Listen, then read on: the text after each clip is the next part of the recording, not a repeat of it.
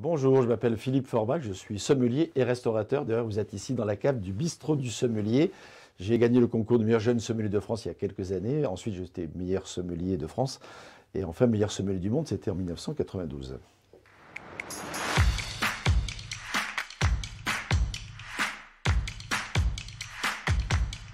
J'ai toujours aimé cet univers. Mes grands-parents étaient restaurateurs. J'ai d'abord commencé par de la cuisine, et en sentant, goûtant, humant, voilà, en mettant les mains. Et dedans, j'ai eu envie de connaître un jour les vins qui accompagnaient, en tout cas les boissons qui accompagnaient les plats que j'apprenais à faire. Pendant mes 6 ans d'école hôtelière à Sisteron, Grenoble et Nice pour terminer, la passion du vin est née et finalement j'ai opté pour la sommellerie il y a déjà quelques années. Alors, un bon sommelier, c'est un personnage qui aime les autres, qui a la bienveillance, qui est curieux, qui a de l'énergie, parce que c'est un métier qui en demande. La curiosité sur le terrain, la curiosité aussi sur les accords mets et vins, justement. Et je pense qu'il y a 2 qualités qui sont importantes aussi en complément. C'est la sobriété, ne souriez pas, c'est la vérité, c'est important, à la fois dans son comportement et bien sûr dans ses attitudes vis-à-vis de la boisson. Et puis une bonne mémoire. Je pense que ça, c'est important, ça aide beaucoup.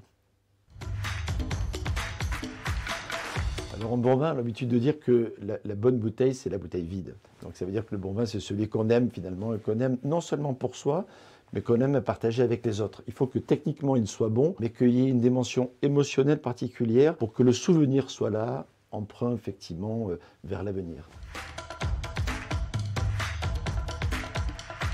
Alors s'il y avait un vin, effectivement, ça c'est peut-être le premier vin que j'ai goûté dans ma vie. Je pense que c'est spontanément celui auquel je pense. C'est un muscat de Baume de Venise. C'est vrai que régulièrement, ma Madeleine de Proust, mon repère, mon là musical, c'est de goûter effectivement ce petit verre de temps en temps de muscat de Baume de Venise. Mon métier fait que tous les jours, j'essaye de faire en sorte de réfléchir à ces accords mets et vins. Celui qui finalement a laissé pour moi le meilleur souvenir, en tout cas celui qui m'a marqué le plus, c'est une volaille de Bresse au vin jaune, avec justement un vin jaune du Jura, alors un château d'Arlay dans les grandes occasions, et globalement un joli savagnin avec ce style de plat. Si on est en veine, on peut même trouver quelques morilles de temps en temps, quelques pâtes fraîches qui vont bien, et là franchement, c'est le bonheur.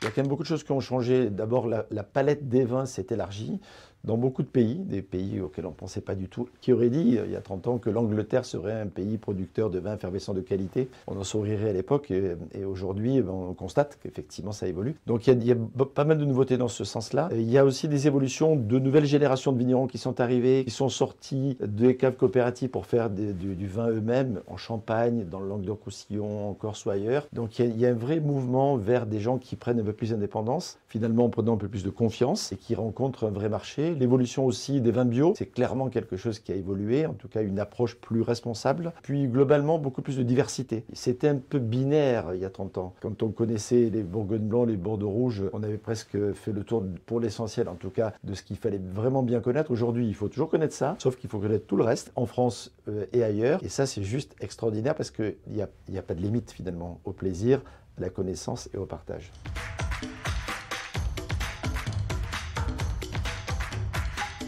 Alors, je ne sais pas qui vous avez déjà interviewé, mais voilà, mais en tout cas, parmi les gens qui me marquent dans mon métier, Antoine Pétrus, par exemple, qui s'occupe de la mer Germaine, notamment à Châteauneuf-du-Pape, est quelqu'un auquel je passerai volontiers le relais.